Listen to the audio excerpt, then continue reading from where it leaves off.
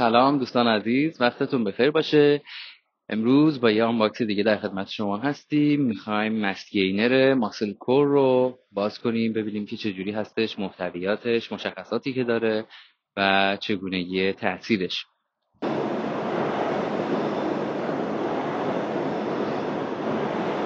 این ایزووی 100% پلاتینیوم هستش که توی کلیپ بعدی براش آنباکس میریم.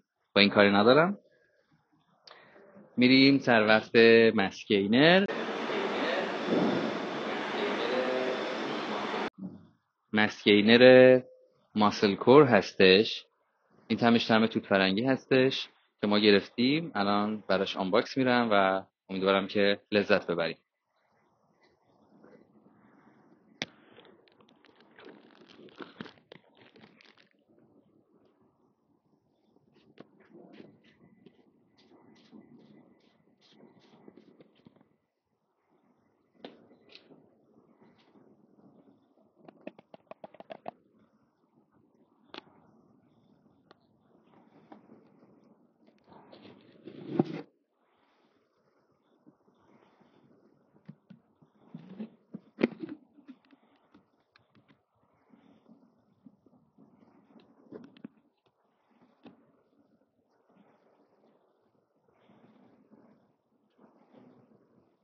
اجازه بدید که من اسکوپش رو پیدا بکنم. چون گینر هستش یه اسکوپ خیلی بزرگی رو داره. هر اسکوپش تقریبا 90 گرم هستش. یه اسکوپ خیلی بزرگه با توجه به اینکه گینر هست.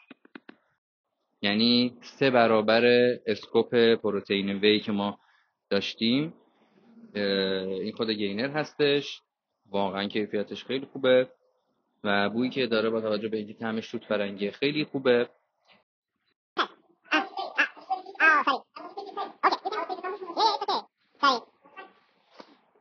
با توجه به اینکه گینر هستش، دوزی که پیشنهاد شده 4 اسکوپ در روز هستش.